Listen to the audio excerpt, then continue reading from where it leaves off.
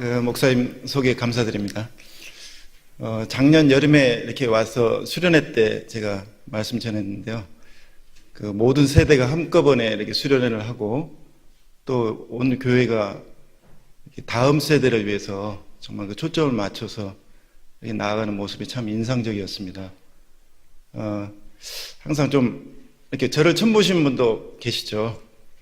좀 어색한 이런 걸 없애기 위해서 항상 좀 실없는 퀴즈를 하나 내고 시작을 하는데요. 그 문어 아시죠? 바다 속에 사는 문어에게 돈을 꽂으면 안 된답니다. 혹시 왜 그런 줄 아십니까? 문어에게 돈을 꽂으면 안 되는 이유는 문어가 연체동물이기 때문이랍니다. 네.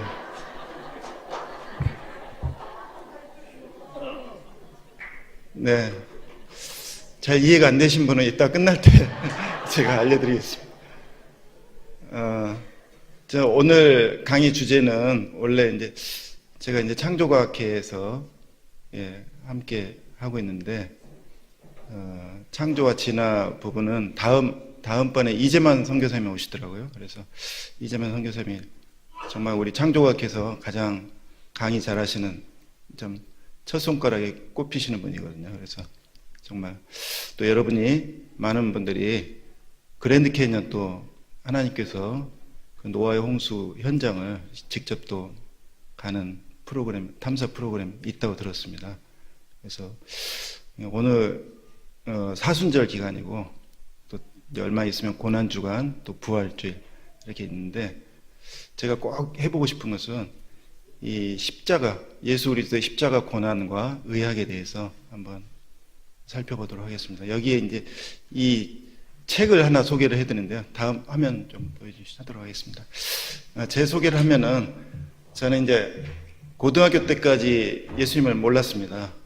이제 고등학교가 근데 공교롭게도 기독교 학교였어요. 그래서 추첨제로 들어가는 학교였기 때문에 제가 원치도 않는 월요일 날 전체 학생들이 모여서 이렇게 예배를 보고 강제로 이제 예배를 드렸습니다.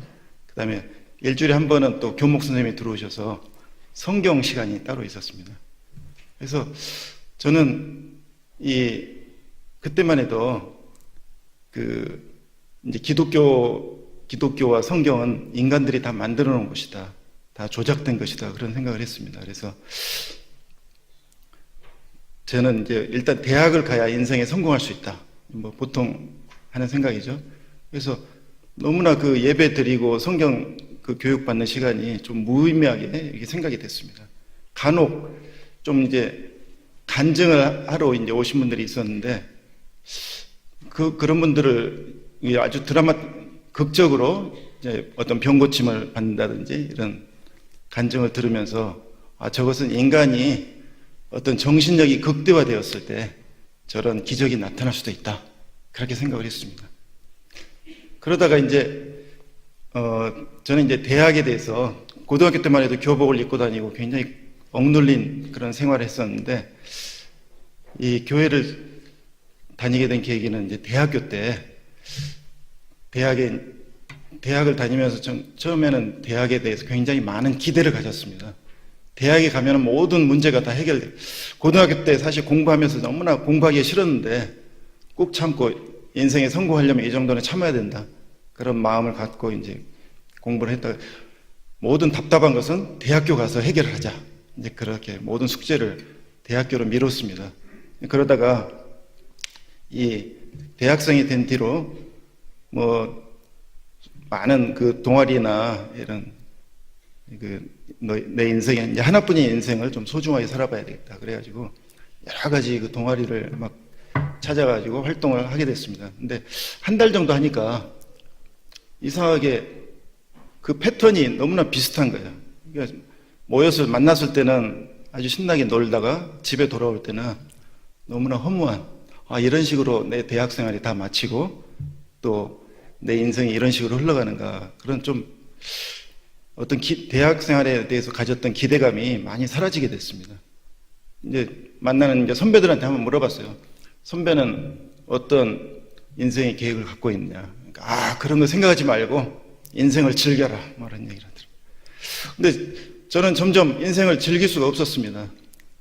예, 너무나 마음이 답답하고 그랬지만 나중에 이렇게 생각을 해보니까 그 고등학교 때 이제 풍월로 들었던 교회를 한번 다녀봐야 되겠다, 그런 생각이 갑자기 들었어요.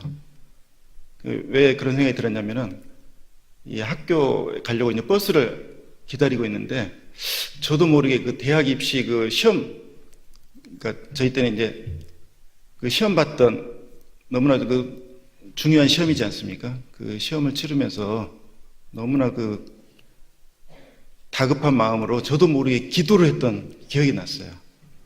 그래가지고 그 기도하면서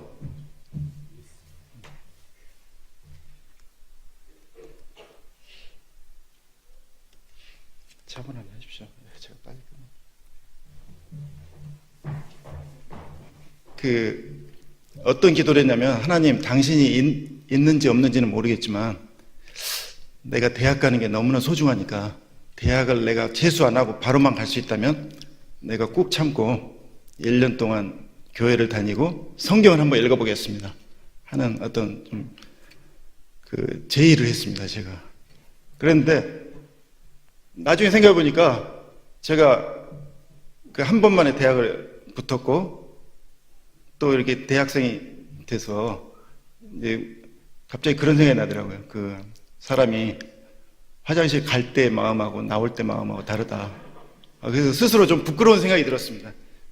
그래서 보이지 아무도 알 수 없는 약속이었지만 내가 스스로 약속을 좀 지켜야겠다. 근데 그때 그 당시가 대학 생활에 대해서 별로 기대가 좀 많이 이제 사그라질 때, 그럴 때였기 때문에 혹시 또 교회는 뭔가 좀 다를지도 모르겠다, 그런 기대감도 있었습니다. 그래서 그때 이제 그 제가 서울에서 이제 유학을 하게 됐는데요.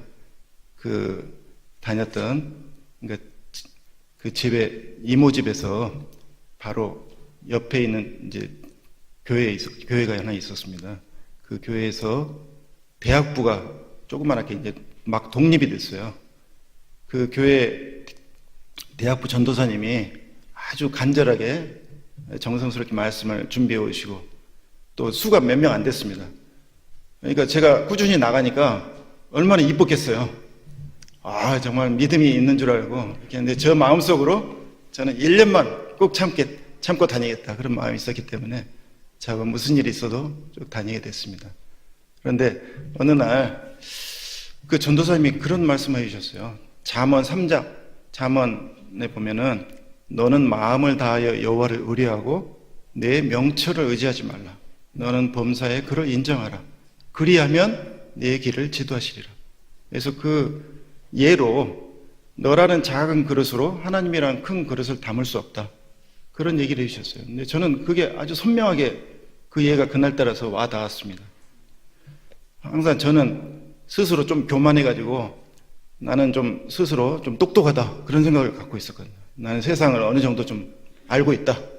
근데 가만 생각해보니까 내가 알고 있는 지식이 얼마나 보잘것없는가, 이런 것들을 많이 느끼게 됐고, 또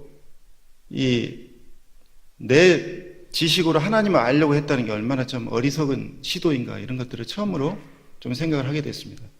그러고 나서 생각을 해보니까 이 주변에 저는 이제 예수님을 믿고 이렇게 교회 다니는 사람들은 다 좀 약간 지능이 떨어지거나 좀 모자란 사람들이라고 생각을 했습니다. 뭔가 좀 다급한, 뭐 중병에 걸렸다거나. 그런데 대학 와서 보니까 아주 똑똑한 이 사람들이 다 예수님을 믿고 또 심지어 그 교수님들도 그 크리스천들이 되게 많았어요. 뭔가 이상하다. 저 사람들은 교회를 안 다녀 정상인데. 그래서 처음으로 의구심을 갖고, 그러다가 그날 저녁에 처음으로 내 자신이 갖고 있는 지식이 참 보잘것없다, 이런 것을 처음으로 한번 의심을 해보면서 그때 하나님께서 어떤 성령 체험을 지금 생각해 보면 한 것 같습니다. 하나님께서 회개의 영을 저한테 부어주셨는데 제 지난날을 이렇게 생각해 보면서 눈물이 아주 걷잡을 수 없이 이렇게 나오면서 정말 그 예수 그리스도가 바로 내 삶의 주인이 되셔야 되겠습니다 하는 처음으로 고백을 하게 됐고, 그때부터 그 다음날 아침에 똑같이 버스를 기다리고 학교를 가는데 내 자신이 좀 달라진 걸 느끼게 됐어요. 예를 들면은 이제 봄이 돼가지고 가로수 잎이 나고 그러는데 가로수 막 잎이 흔들리는데 저를 향해서 막 손을 흔드는 것처럼 막 느껴졌어요. 그 다음에 그 막 밤하늘에 별이 반짝거리는데 할렐루야 할렐루야 막 찬양하는 거예요.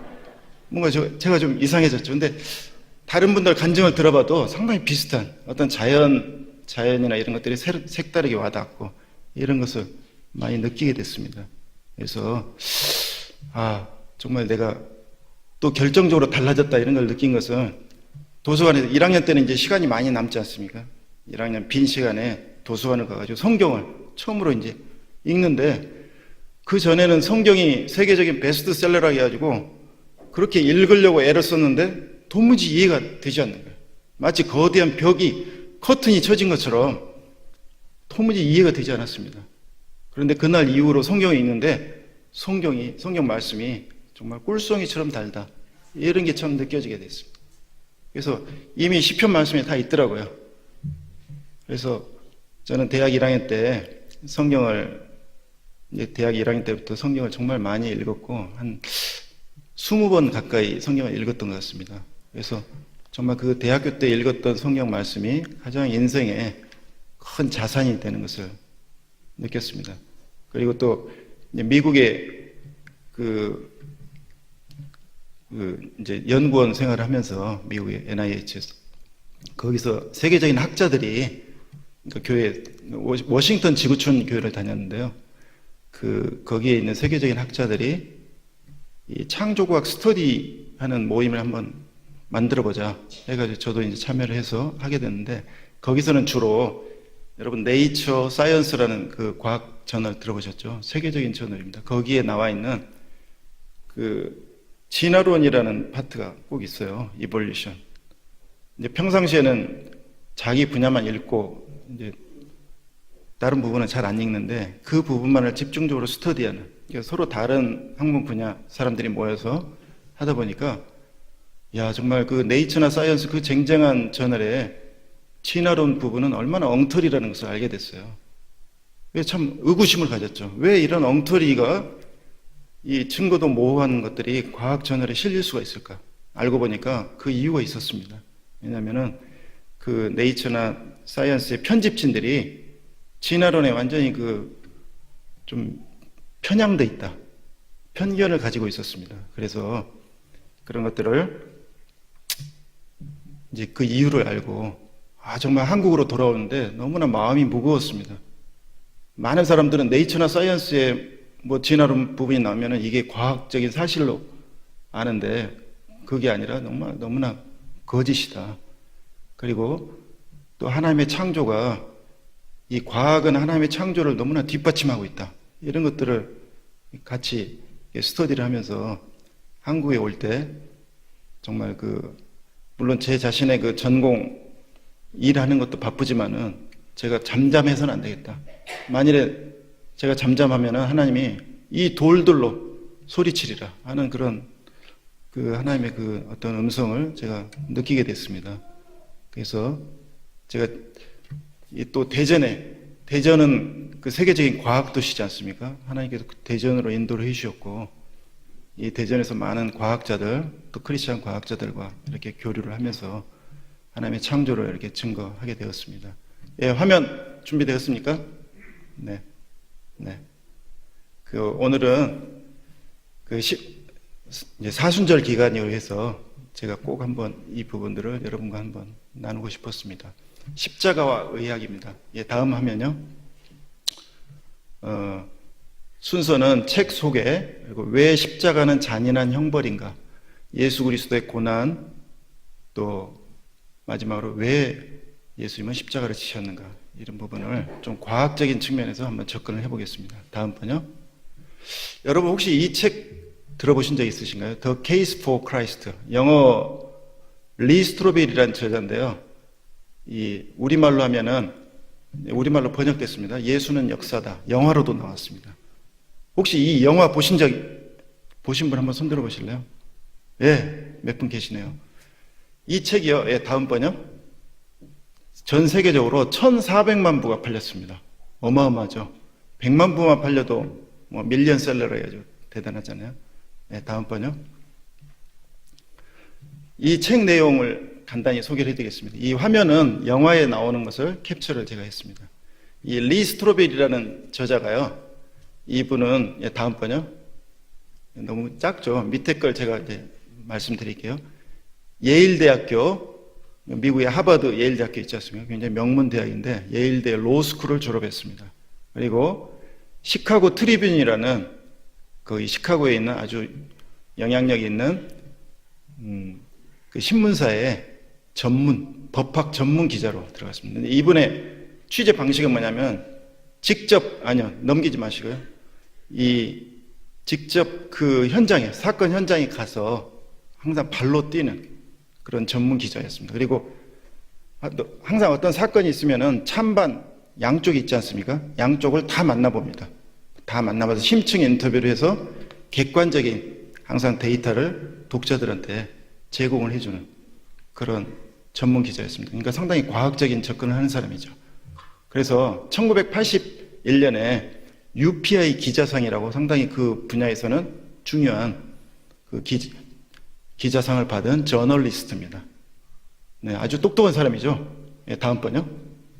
그래서 이분은 이제 자기 사랑하는 그 여자와 이제 결혼을 합니다. 네, 다음 번요. 한 번 넘겨주세요. 네, 성공적인 결혼하고 이제 딸을 낳아가지고 잘 키우고 있습니다. 그리고 둘째를 이제 뱃속에 가지고 있습니다. 예, 한 번 더 넘겨주세요.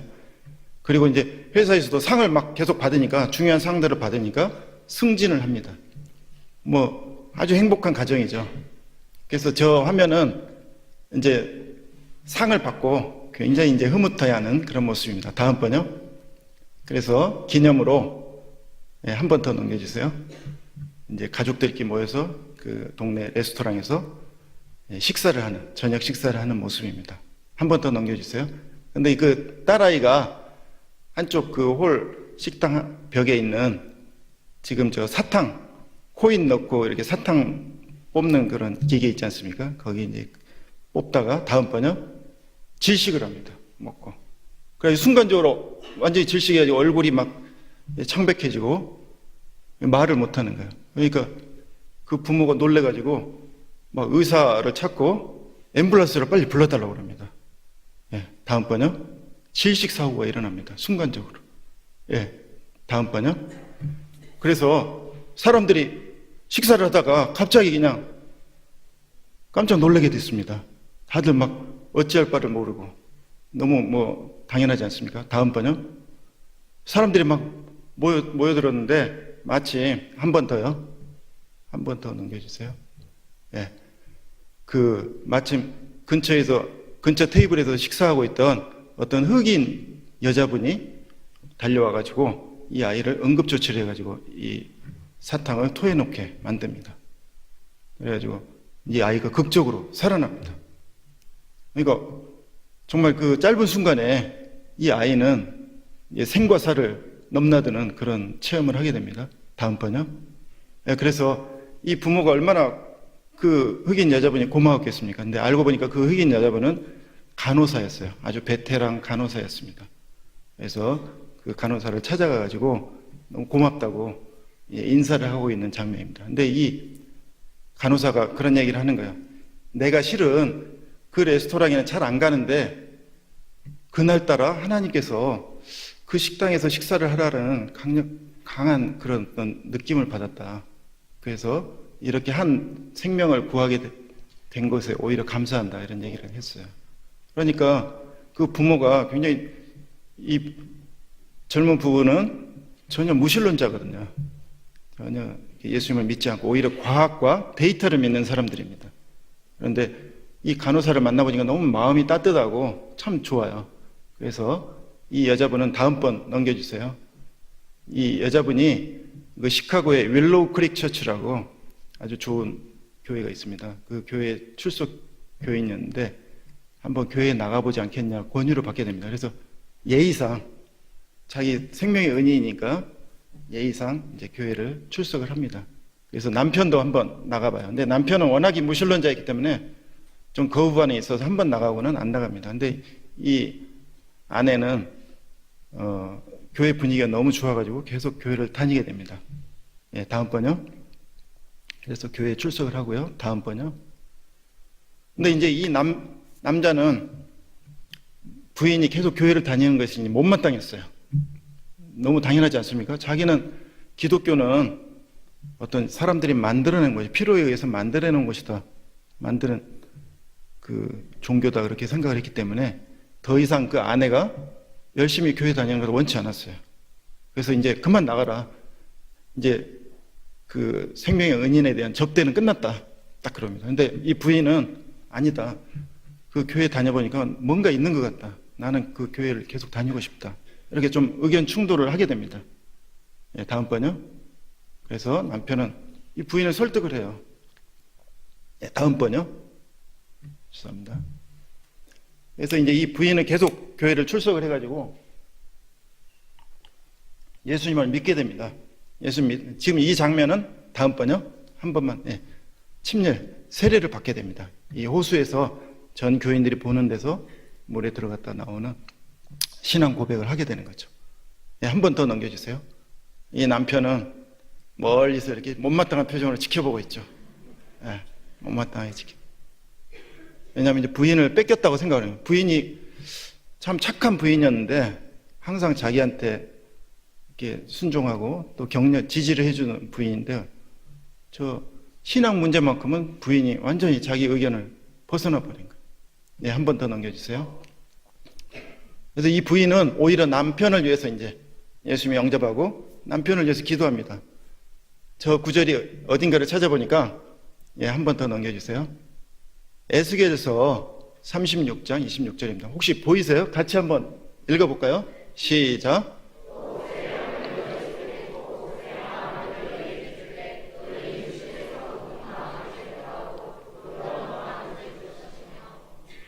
네, 여러분 작은 글씨도 잘 읽으셔서 감사합니다.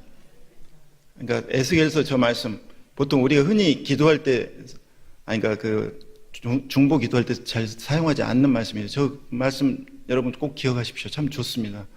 그러니까 부인이 그 남편 마음이 돌덩어리처럼 단단하거든요. 그러니까 하나님께서 남편에게 새 마음을 주셔서 부드러운 마음을 좀 주시도록 자꾸 기도합니다. 하나님께서 좀 그 마음을 녹여주시도록. 남편이 어떤 사람인가를 너무 배우자는 잘 알지 않습니까? 막 기도합니다. 그 부드러운 마음을 주십시오. 예, 다음번요. 예, 남편을 위해서 간절히 기도합니다. 다음번요. 한 번 더 넘겨주세요. 남편은 근데 부인의 기대와는 달리 이제 화가 납니다. 부인이 너무 멀리 가버리니까 이제 완전히 자기 와이프를 뺏겨버렸다. 사실 그렇지 않습니까? 그 안 믿는 사람 입장에서는 부인이 신앙생활에 열심을 내면 낼수록 더 거리감이 이제 멀어지게 됩니다. 화가 납니다. 자기가 사랑하던 아내가 완전히 그냥 교회로 가버렸다. 막 분노에 빠지게 됩니다. 예, 다음번요. 그래서 여러 사람을 붙들고 이제 얘기를 하는 거예요. 어떻게 했으면 좋겠냐? 어떻게 했으면 좋겠냐? 그래서 자기 직장 상사, 편집국장한테 물어봐요. 조언을 구합니다. 다음번요.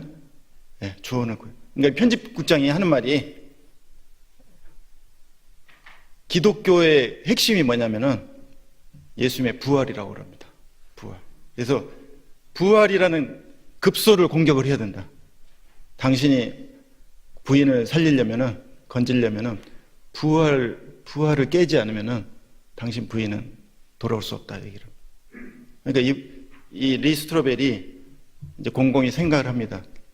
자기는 기독교는, 이게 성경은 인간들이 써놓은 책이고 그 설화에 불과하다. 뭐 전설따라 삼천리 같은 설화에 불과하다고 생각을 했기 때문에 부활을 아예 믿지 않습니다. 그죠? 부활을 아예 안 믿고 부활 자체도 그 예수 그리스도란 분이 십자가에서 그냥 기절했다가 살아난 것을, 그러니까 사실 그렇지 않습니까? 뭐 식물인간이나 뇌사 상태에서 깨어났다는 뭐 보도도 여러분 들으신 적 있죠. 분명히 그런 상태였는데 속임수일 거다.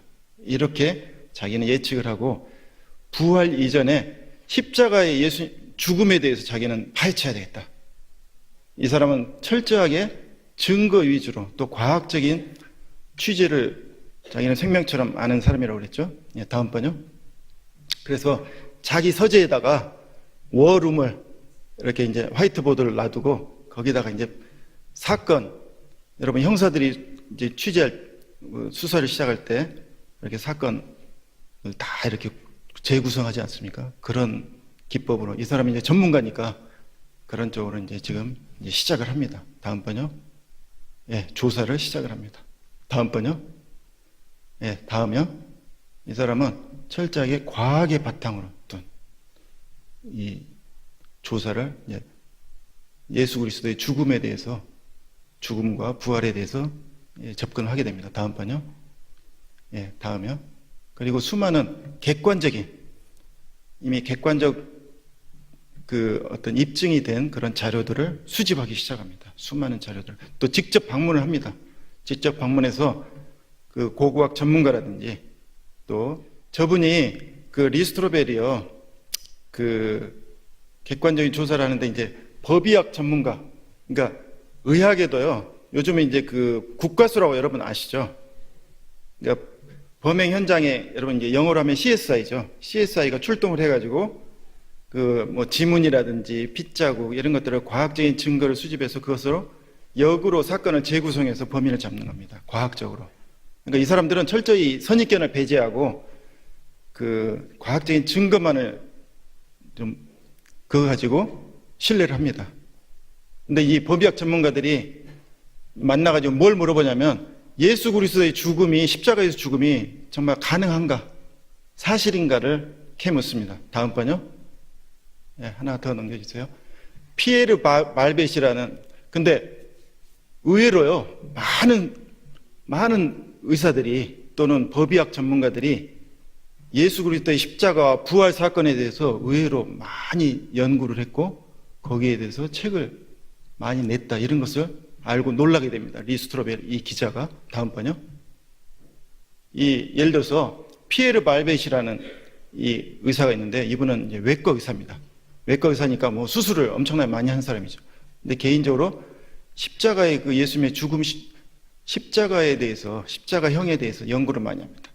그래서 집 이런 연구실에다가 그 마네킹을 놓고 센서들을 부착을 해가지고 왜 십자가에서 사망을 하는지 그런 것들을 연구를 합니다. 다음 번요. 예, 자기 스스로 이 팔에다가 이렇게 못을 박는 실제로는 못을 못 박겠죠. 근데 거의 비슷하게 유사한 실험들을 하고요. 다음 번요. 이 코에다가 이렇게 센서를 부착해서 호흡이 어떻게 달라지는지 이런 것도 다 측정을 합니다. 그래서 굉장히 광범위한 데이터를 남겨가지고 책으로 냈습니다. 다음 번요. 예, 또 더 결정적인 것은 1986년인가요? 이때 미국에서 저명한 이 법의학 전문가들이 논문을 발표했습니다. 다음 번요. 예, 논문이 뭐냐면 자마라고 미국 아주 굉장히 권위 있는 저널입니다. 여기에 1986년에 예수 그리스도의 죽음에 관하여라는 정식 논문으로 여기 제출했습니다. 아주 전문가들이 공저자로 이렇게 나와 있습니다. 그래서 이 리스트로벨이 조사하면 할수록 오히려 깜짝 놀라게 됩니다. 자기가 십자가에 예수 성경과 이런 것 성경에 나타난 예수 그리스도의 죽음이 너무나 분명할 뿐더러 객관적으로도 과학적으로도 이게 뒷받침되고 있다. 이런 사실들을 놀라게 됩니다. 다음 번요. 예. 여기서부터는 이제 영화 얘기를 잠깐 이제 책 얘기를 잠깐 중단하고 좀 십자가 형벌에 대해서 이제 본론을 좀 얘기를 하겠습니다. 그런데 영어로 워닝이라고 그랬죠. 좀 노약자라든지 임산부, 좀 심신이 좀 약하신 분들은 잠깐 안 보셔도 좋습니다. 근데 제가요, 한 보름 전에 초등학교 저학년 아이들 한 20명을 대상으로 제가 한번 그 강의를 한번 했었습니다. 그랬더니 아이들이 의외로 한 명 빼놓고는 다 잘 소화를 했습니다. 굉장히 끔찍한 장면이 나옵니다. 좀 19금에 가까운데요. 아마도 제가 생각할 때는 예수님께서 이미 이 끔찍한 형벌을 이미 당하셨기 때문에 우리들도 예수님이 우리의 이제 상황을 아실 거라고 생각됩니다. 네, 그래서 좀 강행을 하겠습니다. 네, 좀 속이 뒤틀리거나 그러신 분은 좀 안 보셔도 좋습니다. 미리 말씀드리겠습니다. 다음 번요. 세계에서 가장 잔인한 10가지 처형 방법이 소개되는데요. 다음 번요. 첫 번째는, 그러니까 노쇠황소라는 처형 방법이 있습니다. 그러니까 황소 모양을 이 청동으로 이렇게 만들어 놓고요. 속은 텅 비게 만듭니다. 그 속에다가 사형수를 집어넣습니다. 밑에서 불을 떼버려요. 그럼 어떻게 되겠습니까? 나중에는 막 너무 뜨거워서 죽겠죠. 그런데 사람들이 막 비명을 지르면 황소 입에서는 마치 황소가 우는 소리, 음메 소리가 난답니다. 그러니까 속에서는 막 사람이 죽어가는데 밖에서는 황소가 우는 소리가 나니까 막 낄낄 웃고 막 조롱하고 그런 아주 잔인한 처형 방법입니다. 두 번째요. 다음 번요. 쥐 고문이라는 게 있어요. 이게 뭐 실제로 중국이나 이런 데서 많이 시행이 됐는데요. 굶주린 쥐들을 바구니에다 넣고 사형수를 묶은 다음에 배 위에다 올려놓습니다. 그러면 배를 막 파고듭니다. 그러면은 속이 막 다 이 고통 때문에 죄수들이 막 비명을 지르겠죠. 다음 번요. 가죽을, 우리 그 막 욕 같은데 가죽을 벗겨서 죽일러 막 이러잖아요. 사실은 이런 게 형벌이 실제로 있었습니다. 다음 번요. 또 신체를 관통, 마치 그 꼬치구이처럼 사람을 항문에서부터 이렇게 꽈가 그 직선으로 이렇게 꼬챙이로 이렇게 매달아 놓으면은 한 3일에서 5일 정도로 고통 가운데 지내다가 죽는다고 합니다. 유럽에서 이런 형벌이 있었습니다. 다음 번요. 다섯 번째는 스카피즘이라 해가지고 이게 이제 그 아마존이나 이런 데서 막 하는데요. 보트에다가 사람을 묶은 다음에 또 몸에다가 꿀이나 우유 같은 걸 발라요. 먹이기도 하고. 그러면 각종 짐승들이 막 와서 그 곤충들이 와서 막 알을 까고 뜯어먹겠죠. 그러니까 사람들이 오랫동안 그 상처를 받고 죽어갑니다. 다음 번요. 여섯 번째는 캐서린 바퀴라 해가지고 중세 때 종교재판 때 이 천주교에서 다른 이교도들을 이렇게 고문할 때 이 방법을 썼다고 합니다. 이 물레방 같은 이 바퀴에다가 막 돌리면서 한 번 돌아올 때마다 망치를 때린다든지 밑에서 불을 뜨거운 인두로 지진다든지 이런 일을 했습니다. 인간의 잔인성이 엄청나죠. 다음 번요. 그 다음에 끓여서 죽이는 방법. 뭐 무슨 물에 튀겨서 죽일 놈 뭐 이런데 정말 무서운 겁니다. 실제로. 팽형이라고 그러는데요. 다음 번요. 여덟 번째는 톱질을 합니다. 사람을 거꾸로 매달아 놓고 톱으로 썰어버립니다. 얼마나 고통스럽겠어요. 다음 번요. 아홉 번째, 링치라고 해가지고 사람을 팔다리를 잘라버리고 천 번의 포를 뜨는 거예요. 이렇게. 그러면 사람이 막 쉽게 죽는 게 아니라 너무나 고통 가운데 죽는 겁니다. 여러분 능지처참이란 말 들어보셨죠? 능지할 때 능지가 중국말로 링치라고, 아니 중국에 있던 형벌인데요.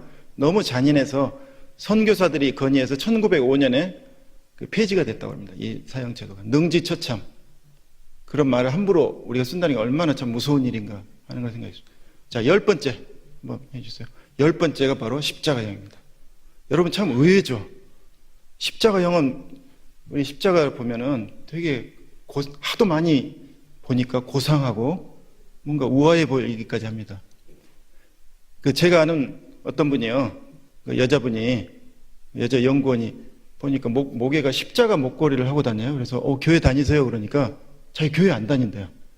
근데 왜 십자가 목걸이를 하고 다니세요? 그러니까 멋있어 보여서요. 그러더라고요. 십자가가 사실은 우리 내막을 알고 보면 전혀 멋있지 않습니다. 굉장히 잔인한. 왜 잔인한가는 좀 이따 말씀드리겠습니다. 네, 다음 번요. 여러분 히브리서 11장에 보면은 히브리서 11장이 무슨 그 제목이 뭡니까? 보통 믿음의 장이라고 그러잖아요. 믿음으로 살았던. 근데 히브리서에 보면은 11장에 저희 빨간 글씨를 보십시오. 35절에 심한 고문을 받았습니다. 우리 믿음의 선진들은 그다음에 36절에 조롱과 채찍질, 결박과 옥에 갇히는 시련을 받았습니다. 37절을 보다 보니까 그게 와닿았어요. 우리 믿음을 지켰던 우리 선진들은 돌로 치는 것, 톱으로 켜는 것, 아까 보셨죠? 칼로 죽임을 당하는 것 다 겪었습니다. 그죠? 그래서 우리 믿음의 선진들이 이런 어려움들을 다 겪어왔구나, 이런 것들을 제가 보게 됐습니다. 다음 번요. 예, 여러분, 지금까지 10가지, 이 외에도 잔인한 형벌들이 너무나 많습니다. 공통점이 뭘까요? 잔인한 형벌. 예, 첫 번째, 한번 넘겨주세요. 극도의 공포심을 유발합니다. 그죠? 옆에서 또 지켜보게 해요. 다음 차례에 있는 사람을 딱 앉혀놓고 그 앞에 그 처참한 장면들을 보게 합니다. 얼마나 무섭겠어요. 다음 번요. 예, 장시간 고통을 줍니다.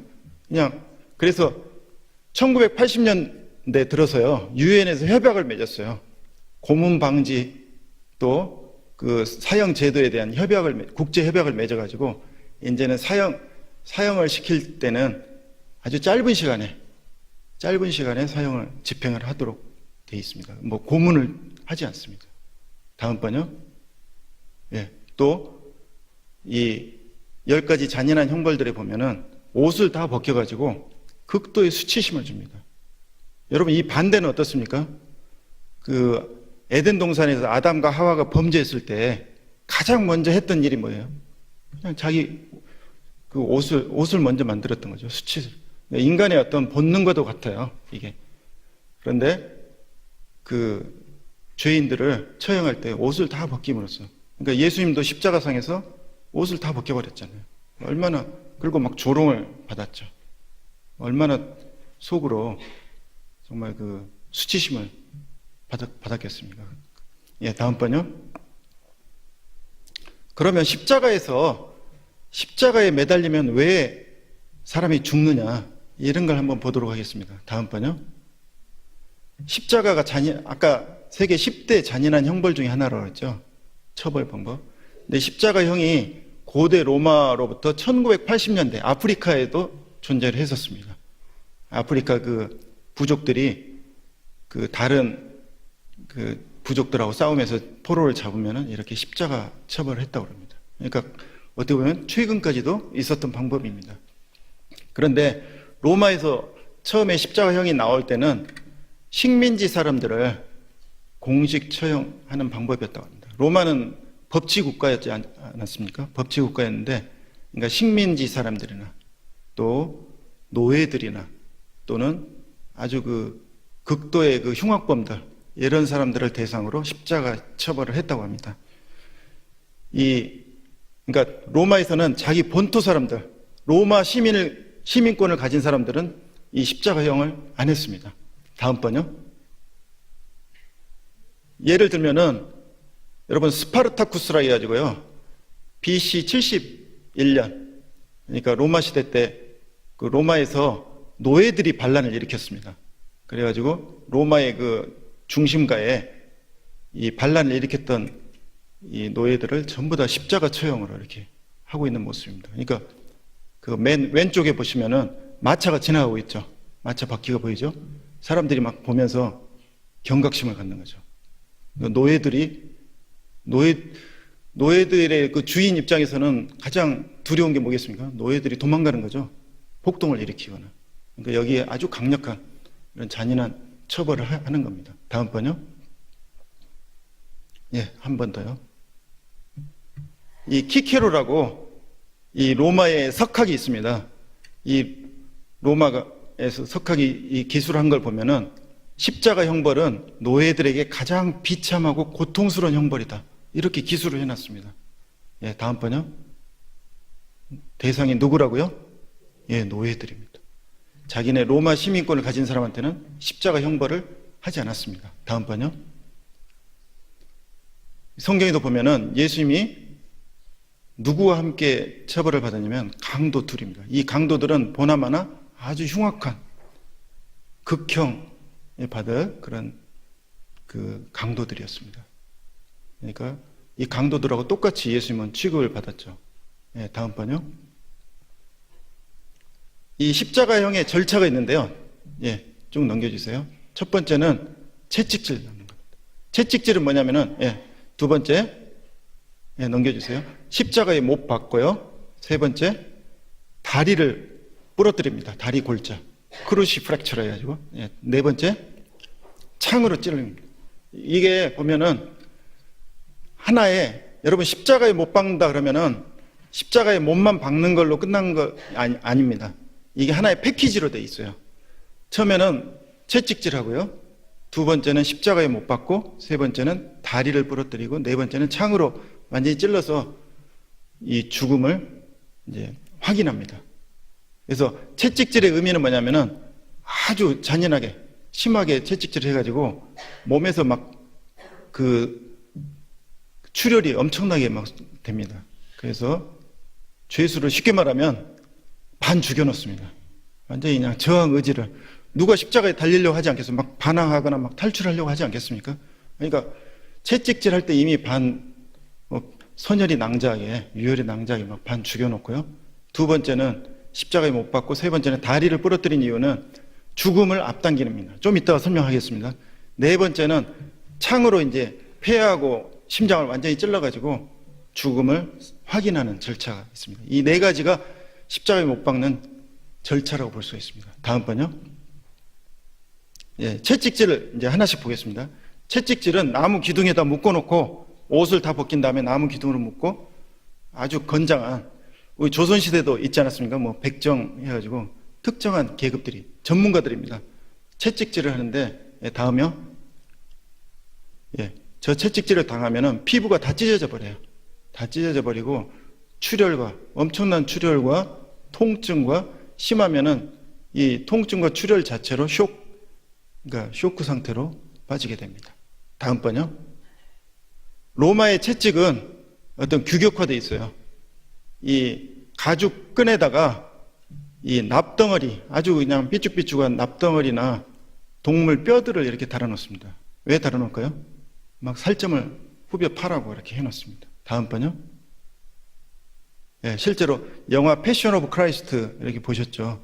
보시면은 채찍질하는 장면입니다. 예, 다음 번요.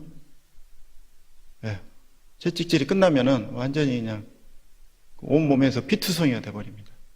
그래서 예수님은, 이제 뒤에 말씀드렸지만, 예수님은 다른 강도들보다 훨씬 더 사망 시간이 짧았죠. 아마도 채찍질을 다른 강도들보다 더 많이 당한 것 같습니다. 그러니까 출혈이 많이 됐어요. 네, 다음 번요. 이 채찍질을 한번 보겠습니다. 다음 번요. 이 채찍질의 강도는 십자가에서 사망 시간을 결정합니다. 그러니까 채찍질이 별거 아닌 것 같지만, 저 채찍질을 많이 당하면 당할수록 십자가에서 사망 시간이 짧아집니다. 그러니까 예수님은 얼마나 채찍질을 많이 당했나, 이런 걸 알 수 있죠. 예, 다음 번요.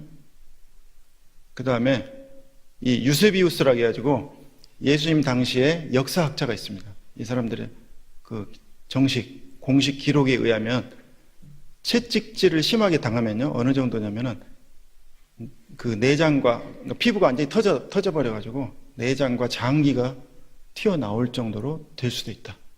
이 정도로, 그러니까 이 채찍질이 얼마나 가혹한가, 이런 걸 알 수가 있습니다. 다음 번요.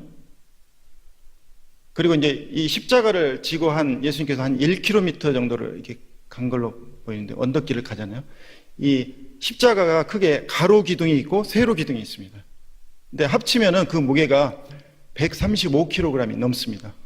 굉장히 무거워요. 여러분 135kg 들 수 있습니까? 못 듭니다.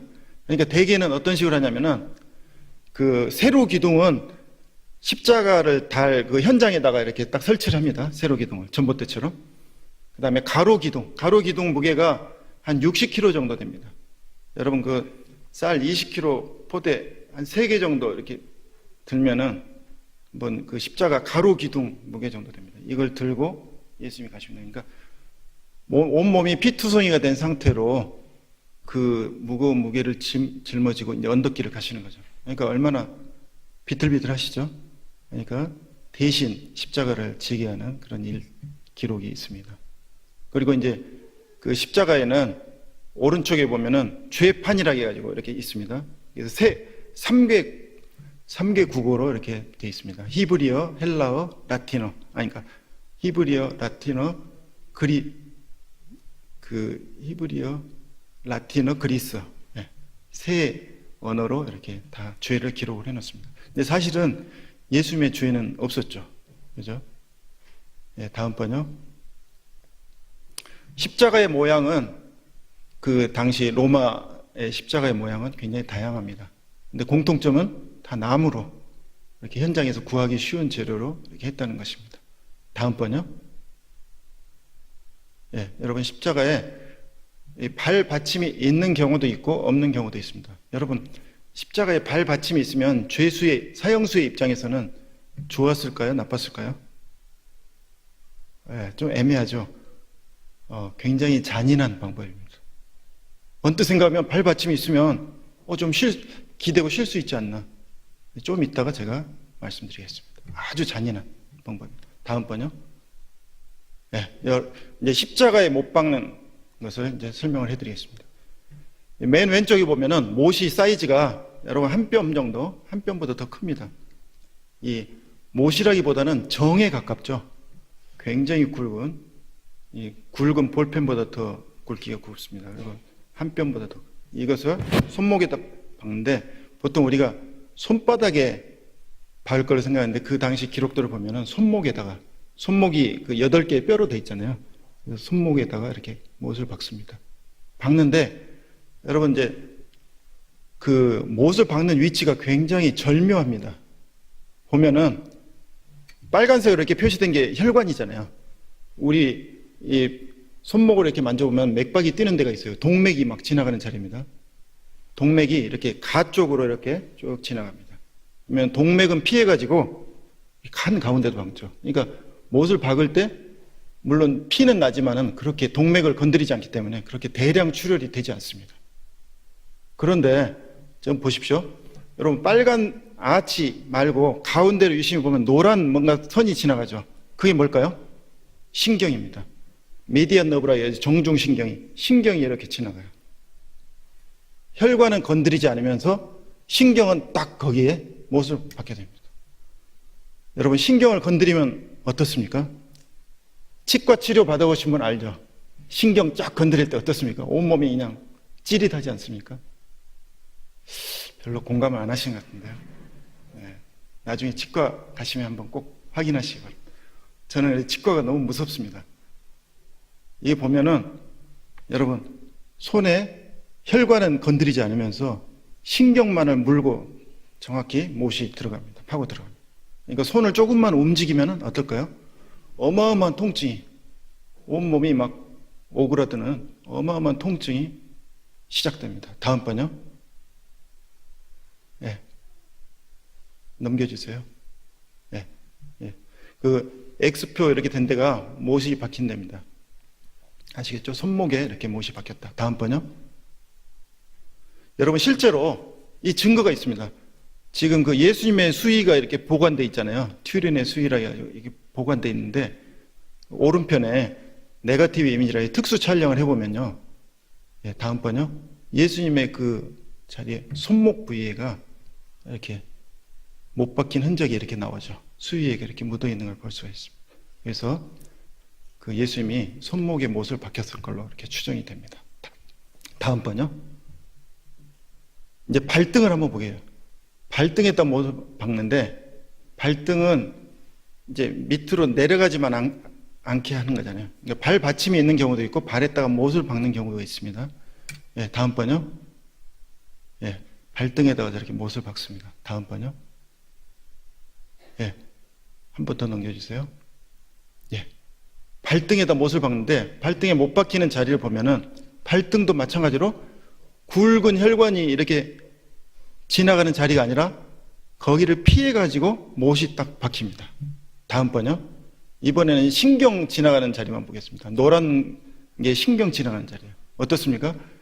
혈관은 딱 피해가면서 신경만 딱 물고 들어갑니다. 야, 이걸 보면 어떻습니까? 제가 해부학 교수님한테 이걸 물어봤어요. 이렇게 되면 어떻게 될까요? 그랬더니 그분이 그런 얘기를 하는 거예요. 다음 번요. 그분이 딱 하는 말이 한 번 더 넘겨주세요. 아, 고문 기술자가 이걸 설계를 했군요. 딱 그러더라고요. 여러분 섬찟하지 않습니까? 이 해부학, 인체의 그 손과 발의 구조를 너무나 잘 아는 사람이 딱 못 박을 위치를 디자인을 한 겁니다. 아주 교묘하죠. 그러니까 바깥에서 십자가에 매달린 사람을 볼 때는 저게 뭐가 아플까 그러는데 신경만을 딱 물고 들어가는 거예요. 손과 발에. 피는 많이 안 나면서. 그러니까 천천히 죽어가죠. 온갖 고통을 느끼면서. 조금만 움직여도 어마어마한 통증이, 상상을 초월하는 통증이 오게 됩니다. 예, 다음 번요. 여러분, 이제 이게 사실은 십자가에서 그러면 사실은 통증이 있다고 하지만 왜 죽느냐? 이게 이제 사망 원인입니다. 저도 이걸 보면서 그 호흡기 내과 선생님한테도 자문을 구했습니다. 해보니까 여러분 십자가에서 왜 사망을 하게 되냐면요. 십자가에서 이제 매달 때 이렇게 처음에는 되지 않습니까?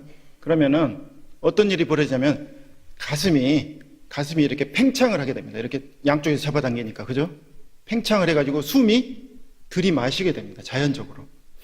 들이마시게 돼요. 그러면은 내쉬기가 굉장히 힘듭니다. 이렇게 팽창된 상태에 있으면 내쉬려면은 어떤 일이 벌어지냐면 다리를 들어 올려야만이 좀 내쉴 수가 있어요. 그죠? 다리를 들어 올려. 그러니까 아까 발 받침대가 사형수한테 도움을 주는 게 아니라 굉장히 잔인한 도구라고 그랬죠. 그 이유가 바로 그겁니다. 발 받침대가 없으면 어떻게 될까요?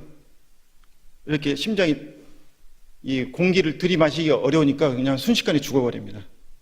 그런데 숨을 들이마시라고 발 받침대를 놔둬가지고 발에다 못을 박아놓으니까 좀 들어 올리게 돼요. 그러면은 조금 살짝 내쉬게 됩니다. 근데 몸이 움직이죠. 이럴 때. 움직이면서 손과 발에서 신경이 막 자극이 되니까 어마어마한 통증이 오고 막 근육이 경련이 오게 됩니다. 끔찍하죠.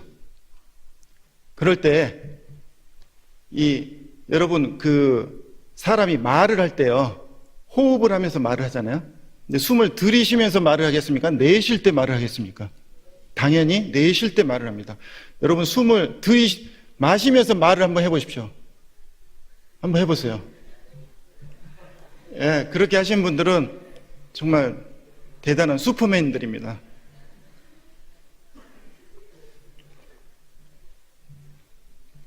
마시면서는 말을 할 수가 없습니다. 숨을 내쉴 때 말을 합니다. 여러분, 저는 이걸 보면서요. 그러니까 다시 한번 재현해 보겠습니다. 이렇게 십자가에 매달리면 숨을 내쉬기가 굉장히 힘드니까 내쉬려면은 발을 억지로 무릎을 펴가지고 조금 이렇게 내쉽니다. 그때 말을 조금 할 수 있습니다. 그러니까 십자가에서 예수님이 일곱 번 말을 하셨잖아요. 말씀이 굉장히 짧았습니다. 굉장히 이해가 되더라고요. 이러니까 예수님 말씀이 굉장히 짧았구나. 예수님이 필요에 따라서는 말씀을 또 길게 하셨잖아요. 산상수훈이나 이럴 때. 근데 십자가상에서는 왜 이렇게 말씀을 짧게 하셨나? 왜냐하면 말하는 자체가 굉장히 고통입니다. 숨을 내쉬기도 힘든데 말을 한다는 것은. 근데 그 중에서도 7마디 보시면은 맨 처음부터 세 번째까지는 다 주위에 있는 구경꾼들 용서하는 말씀하셨고, 그 다음에 어머니를 부탁하셨고, 그죠? 다 그게 옆에 강도에게 복음을 전하는 그런 말씀. 그러니까 그 와중에서도 예수님은 전혀 일반 그 십자가형을 받은 사람들의 뇌 구조가 완전히 달랐습니다. 예수님은 처음부터 다른 사람들을 생각하는 그런 마인드를 갖고 계셨던 걸 볼 수 있어요. 그러니까 말씀 한마디가 마지막까지 보면 어때요?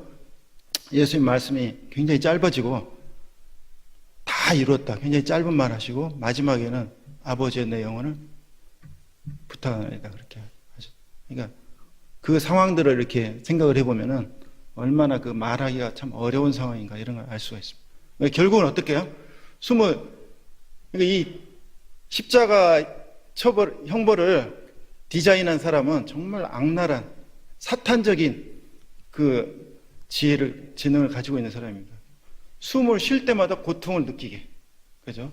그것도 바로 죽지 않고 한 하루에서 3일까지 그 온갖 고통을 최대한 느끼다가 결국은 어떻게 죽냐면 숨을 내쉬는 게 굉장히 힘들잖아요. 그러니까 결국은 몸 안에 그 이산화탄소가 축적이 돼가지고 질식사를 하게 만들어냅니다. 다음 번요. 예, 탈진으로 인해서 완전히 이제 숨을 더 이상 쉴 수 없는 진이 다 빠져가지고 질식사를 하게 만드는 이 사형 도구가 바로 십자가다. 이렇게 볼 수가 있습니다. 다음 번요. 그 이제 다리 꺾기가 있습니다. 다음 번요. 왜 십자가에서 그 패키지가 있다고 그랬잖아요. 다리를 꺾었을까요? 예, 다음 번요. 예, 다음이요. 여러분 그 어떤 아까 여러 가지 십자가 모형을 만들어 놓고 실험했던 의사가 있다고 그랬잖아요. 그분이 책을 썼는데 이런 표현을 했어요. 다음 번요. 다리에 힘이 빠지면 숨을 내쉬지 못해서 10분 이내에 질식사한다. 이런 그 실험 결과를 내놓았습니다. 그러니까 다리가 없으면 어때요? 숨을 내쉬려면 다리에 힘을 줘가지고 들어 올려야 되잖아요. 그 힘이 없으니까 축 처져가지고 숨을 내쉬지를 못해서 죽게 됩니다. 예, 다음 번요. 요한복음 19장을 보면은 그 빌라도가 죄수들의 다리를 꺾으라고 명령을 합니다. 다음 번요. 예, 군인들이 이 다리를 꺾습니다. 강도들을. 예, 다음 번요. 그런데 예수께 이르러서는 이미 죽으신 것을 보고 다리를 꺾지 아니하였다 그랬습니다. 왜 그럴까요? 앞에가 나오죠. 답이. 예수님이 이미 죽으셨어요. 다리는 아마 망치나 이 창으로 다리를 부러뜨린 것 같습니다. 다리를 꽉 하면 다리가 부러지니까 다리가 축 처져버리겠죠. 더 이상 들어 올리지를 못해서 숨을 내쉬지를 못하게 됩니다. 다음 번요. 네, 한 번 더 넘겨주세요. 예수님의 다리를 꺾지 않은 이유는 예수님이 이미 사망했기 때문입니다. 네, 다음 번요. 또 마지막 그래도 이제 사망을 확인하는 절차가 있습니다. 마지막 절차는 가슴을 푹 찔러버립니다. 그러면 폐와 심장이 완전히 터져버립니다. 그래서 그 예수님을 찌르니까 물과 피가 나왔다 그러잖아요. 그러니까 피는 당연히 나오죠. 근데 물은 아마 심장과 폐를 싸는 막들이 있습니다. 그 막 속에는 맑은 액체들이 들어있거든요. 그 액체들이 물처럼 보이니까 굉장히 그 표현이 굉장히 정확합니다. 성경의 표현은. 네, 다음 번요. 그중 한 군인이 창으로 옆구리를 찌르니 곧 피와 물이 나오더라. 다음 번요. 예, 예수님의 그 십자가를 묘사한 여러 그 성화들이 있는데 보면은 예외 없이 다 창으로 이렇게 찌르는 걸 볼 수가 있습니다. 뭐 그 예수님 이후에도 계속 로마에 이 형벌이 남아 있었으니까요. 예, 다음 번요. 예수님의 사망 원인은 첫 번째는 채찍질로 인한 과다 출혈, 그 다음에 심한 통증, 그죠? 그 다음에 마지막으로 숨을 내쉬지 못한 질식사. 이 외에도 여러 가지들을 추정할 수가 있습니다. 다음 번요. 네, 그래서 요약을 하면은 십자가는 아주 잔인한 사형 방법이다. 우리가 이 십자가를 볼 때 참 우리는 너무 익숙하기 때문에 참 무감각하기가 쉬운데 로마 시대만 해도 십자가 하면은 막 사람들이 공포에 떠는 사형 도구였다. 네, 두 번째. 예수님은 십자가에서 의학적으로 완전히 사망했습니다. 무슨 뭐 식물인간이라든지 뇌사 상태 이런 게 아니라 완전한 심장과 폐를 찔리고, 그죠? 그러니까 그 당시에 그 무식한 방법으로도 완전한 사망을 하였습니다. 다음 번요. 예. 그런데 이 리스트로벨이 계속 그 책 얘기로 넘어오면요. 놀라운 사실은 몇천 년 전부터 이미 이 땅에 오실 메시아가 십자가에서 죽을 거다. 그런 예언이 돼 있다는 사실을 알고 놀랐습니다. 창세기 보면은 이 사단이 메시아의 발꿈치를 상하게 할 거다. 예, 다음 번요. 그 다음에 이 시편에 보면은 손과 발을 찌를 거다. 다음 번요. 그 다음에 예수님의 그 메시아의 뼈는 하나도 꺾이지 않을 것이다. 이게 벌써 1000년 전에 이미 예견이 되어 있었습니다. 다음 번요. 그 다음에 그 이사야 53장에 보면은 이 메시아는 자기 죄 때문에 죽은 게 아니라 죄가 없는 분이지만 우리의 죄를 대신 짊어지고 대신 채찍에 맞고 대신 찔릴 것이다. 이렇게 예언이 되었습니다. 다음 번요. 그 다음에 찔은 창으로 찔림 바 될 거다. 그래서 이미 다 얘기했는데 다음이요. 예수님 자신도 또 보통 그 당시에 십자가는 흉악범이나 매달리는 사형 도구였는데 예수님은 이미 자기 자신이 십자가에서 죽을 거라는 것을 예견을 하셨어요. 그러니까 제자들이 막 말리죠. 말도 안 되는 주님 그럴 수 없습니다. 그러니까 예수님이 오히려 야단을 칩니다. 그리고 24절에 보면은 나를 따르려거든 자기를 부인하고 자기 십자가를 치고, 저기서 십자가는 그 당시 십자가는 사형 도구라는 걸 다 아는 상황이었습니다. 다음 번요.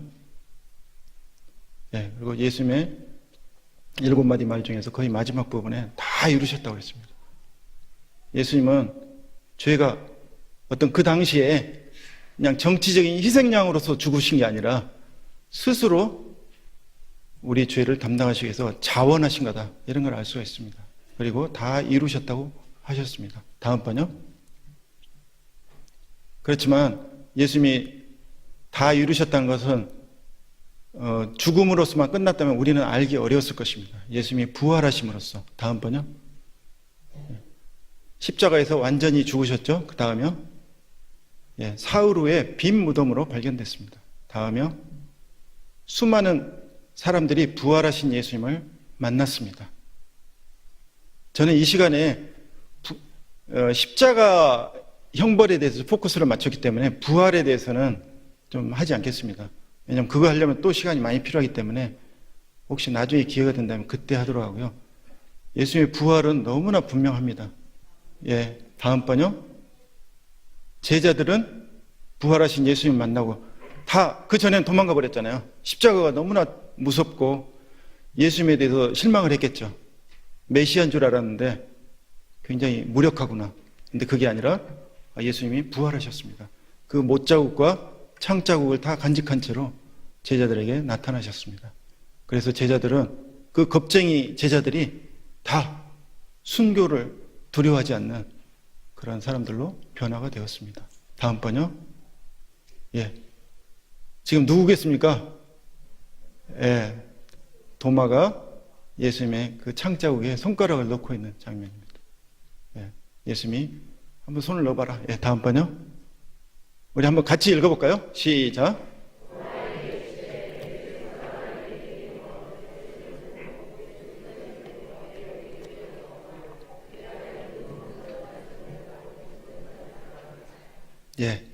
아마도 리 스트로벨처럼 아까 말한 그 기자처럼 예수님의 그 창자국에다 손가락을 넣어보지 않으면 나는 못 믿겠다.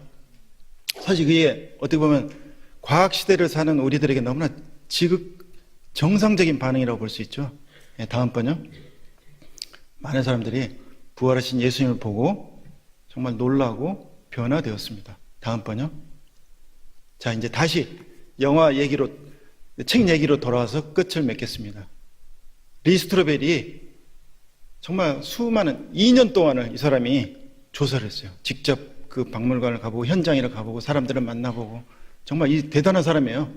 이 사람은 발로 뛰어가지고 자기가 심층 인터뷰를 해봐야만이 직성이 풀리는 사람입니다.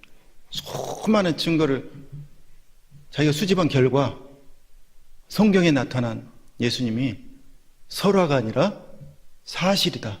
이런 것을 알게 됐습니다. 이것을 현대에 사는 많은 또 다른 전문가들도 조사를 하고 많은 책과 논문들이 있다는 걸 알게 됐어요. 인정을 할 수밖에 없는. 이게 설화가 아니구나. 이게 사실이고 역사적인 기록이구나. 다음 번요. 그래서 이 사람은 자기 부인의 그 권고로 한 번 더 넘겨주세요. 무릎을 꿇고 예수님을 영접을 하게 됐습니다. 다음 번요. 그래서 1981년 11월 어느 날 이분은 다음 번요. 한 번 더. 완전히 born again, 거듭나게 되었습니다. 그래서 이제 다시 부인처럼 똑같이 세례를 받고 완전히 새로운 사람이 되었습니다. 그래서 다음 번요. 이 사람이 이제 자기가 그 2년 동안 엄청난 취재를 하고 했던 것을 예수님을 증거해야 되겠다. The case for Christ. case란 게 사건이라는 뜻입니다. 사건. 그래서 예수 그리스도의 사건, 자기가 조사했던 모든 방대한 그런 내용들을 책으로 써가지고 이 책이 다음번요. 이 두란노 서원에서 만든 그 번역이 돼서 나왔습니다. 예수는 역사다. 1400만 번 팔렸던 엄청난 책입니다. 여러분도 혹시 기회가 되시면 한번 꼭 읽어보시기 바랍니다. 다음번요. 이분이 이제 기자로서 이제 거듭난 크리스찬으로서 이제는 이제 예수님을 증거해야 되겠다 그런 마음들이 많이 있었고 교회를 또 출석하고 그러면서 또 다른 진화론에 대해서 이렇게 취재를 하게 됐습니다.